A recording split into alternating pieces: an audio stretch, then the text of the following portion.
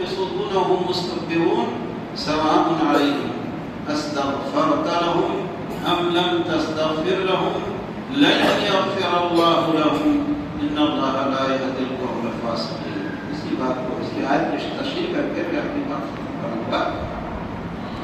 جب اسے کہا جاتا ہے کہ رسول اللہ صلی اللہ علیہ وسلم کے پاس جاؤ، اللہ کے رسول علیہ السلام تم لوگوں کے لیے بخشش کی دعا کریں، لووا رؤوسہم، وہ اپنے سروں کو موڑ لیتے ہیں، وَرَأَيْتَهُمْ يَصُدُّونَ وَهُمْ مُسْتَكْبِرُونَ، اب دیکھو کہ حق بات سننے سے رسول اللہ صلی اللہ علیہ وسلم کے پاس جا کر مغفرت کی دعا کرانے کے بجائے یہ رخ موڑ لیتے ہیں اور فخر و غرور کے اس میں ان سے ہم جا کے کہیں کہ ہمارے لیے بخشش کی دعا کرو.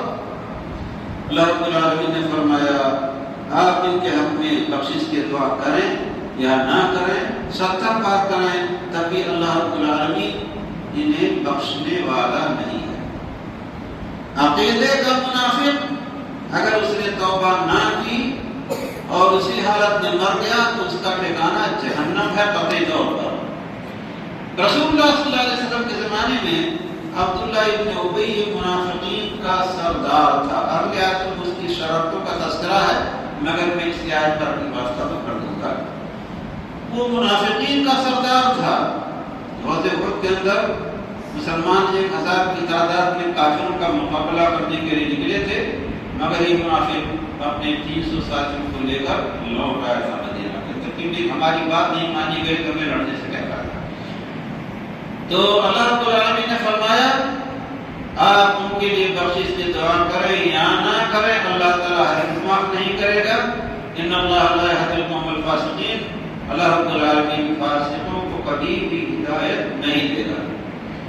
رسول اللہ صلی اللہ علیہ وسلم کے زمانے میں عبداللہ ابن ابی جو منافقین کا سردار تھا اس کا انتقال ہو گیا.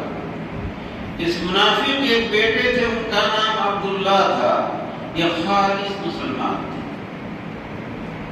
ایک بار اس نے کہا تھا، اسے آگے آیت میں آ رہا ہے کہ جب مدینہ پہنچیں گے تو جو عزت والے مزدوری لوگوں کو مدینہ سے نکال دیں گے.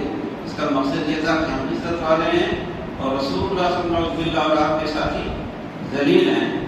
جب یہ آ رہا تھا، لوٹ رہا تھا، جہاد میں شریک ہوا تھا اور اگرچہ فتنہ پھیلانے کے لیے مدینہ میں داخل ہونے والا تھا، تو یہ عبداللہ ابن ابی کے بیٹے تھے، مسلمان تھے، تلوار لے کے کھڑے ہو گئے. خبردار تم مدینہ میں نہیں جا سکتے، ایک قتل بھی پڑھاؤ گے تو قتل کر دوں گا. اللہ کے رسول علیہ السلام عزت والے اور تم ذلیل ہو. جب رسول اللہ صلی اللہ علیہ وسلم کی خبر پہنچی تو آپ نے کہا مانے دو اپنے باپ سے کہہ رہے ہیں کہ تم ذلیل ہو، اللہ کے رسول علیہ السلام عزیز ہیں، یہ قتل بھی پڑھایا، اس تلوار سے تمہاری گردن مار دوں گا. حالانکہ اپنے والد کے بڑے فرمانبردار تھے عبداللہ رضی اللہ تعالیٰ عنہ. تو عبداللہ ابن ابی کا انتقال ہو گیا. رسول اللہ صلی اللہ علیہ وسلم کے چچا عباس کے ساتھ اس نے کچھ احسان کیا تھا، اپنی چادر دی تھی یا کیا کیا تھا. تو ان کے بیٹے نے رسول اللہ صلی اللہ علیہ وسلم سے کہا آپ اپنی چادر دے دیں، اس کا اپنے باپ کا کفن بنا لو اور اس کی نماز جنازہ بھی پڑھا دیجیے. اللہ کے رسول علیہ السلام نے اپنی چادر بھی دے دی عبداللہ مومن کے کہنے سے، اور عبداللہ ابن ابی کی نماز جنازہ پڑھانے کے لیے آگے بڑھے تو عمر ابن خطاب رضی اللہ تعالیٰ عنہ نے رسول اللہ صلی اللہ علیہ وسلم کی چادر کھینچ کے کہا یا رسول اللہ آپ اس منافق کی نماز پڑھائیں گے جسے یہ کیا اور یہ کیا اور یہ کیا ہے. سارے جگہیں یاد دلانے لگے.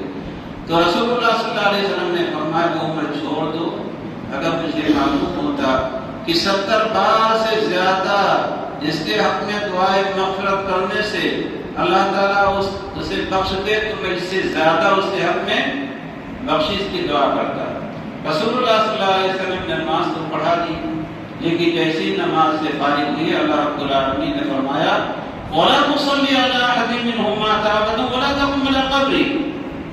آئندہ کبھی بھی نہ ان منافقین کے نماز جنازہ پڑھائیے بلکہ آپ ان کی قبر تک پر کھڑے تک نہ ہوں. تو یہ ہے منافقین کا سردار جو عقیدے کے मुनाफिक थे। अल्लाह के रसूल अलैहिस्सलाम को भी रोक दिया गया कि उन पर ना नमाज जनाजा पढ़े ना कब्र के पास खड़े।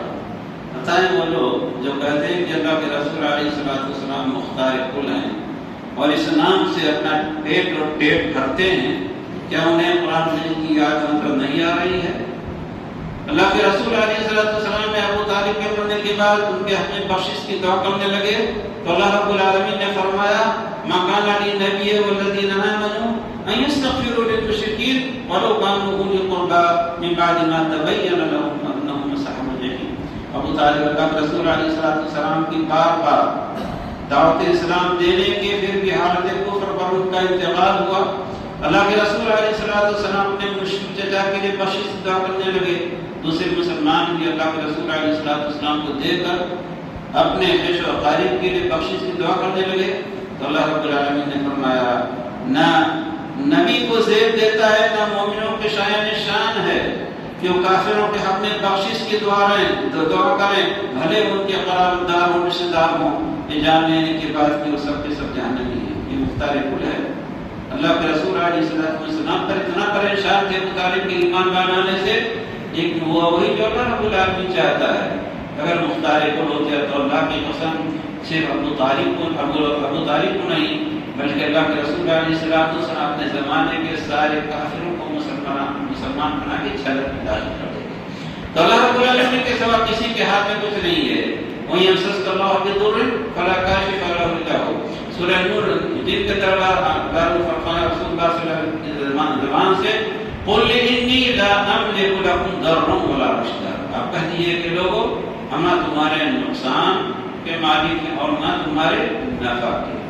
तो बहरहाल ये आपके दिल में रहे कि रसूलुल्लाह सल्लल्लाहु अलैहि वसल्लम सय्यदुल अव्वलीन वल आखिरीन हैं, मगर इसके बावजूद होगा वही जो अल्लाह रब्बुल आलमीन चाहेगा, ना कि रसूलुल्लाह सल्लल्लाहु अलैहि वसल्लम अल्लाह की मर्जी के खिलाफ कोई काम कर सकते हैं या करा सकते हैं। तो बहरहाल अब दोबारा हम आपसे बताते हैं कि निफाक की दो किस्में हैं और आप लोग याद करें। अभी तो हमारा आना जाना माशाअल्लाह हमारे बच्चों की माँ यहाँ आना जाता रहेगा लखनऊ में। याद रखें निफाक दो तरह का है।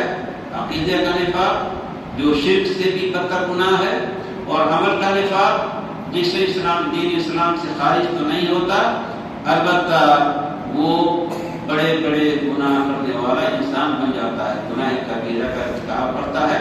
अल्लाह रब्बुल आलमीन हमें अकीदे के निफाक और अमल के निफाक दोनों से महफूज रखे।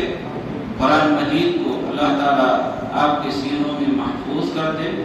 आप याद करें तो ये सोच कर कि अल्लाह रब्बुल आलमीन की किताब है, अल्लाह रब्बुल आलमीन सबसे बड़ा अज़ीम है, तो इसका कलाम भी सबसे अज़ीम है। आप ये सोच के याद करें। आपको अगर आपके खिलाफ मारे भी तो आप समझें कि अल्लाह रब्बुल आलमीन की राह में सब हो रहा है। तो आप याद करें, पुख्ता याद करें और फिर अल्लाह रब्बुल आलमीन के यहाँ इंशाअल्लाह आप हिफ्ज़ कुरान उसके समझने और उस पर अमल करने का अच्छा बदला पाएंगे। अल्लाह ताला हम सब के अक़ाइद और अमाल की इस्लाह फरमाए, हमें शिर्क और निफाक और रिया दोनों से अल्लाह रब्बुल आलमीन दूर रखे। अल्लाह ताला हमें हुस्न अमल की तौफीक दे और हमारा खात्मा ला इलाहा इल्लल्लाह मुहम्मदुर रसूलुल्लाह पर आमीन। सल्लल्लाहु अला नबीना मुहम्मद व अला आलिहि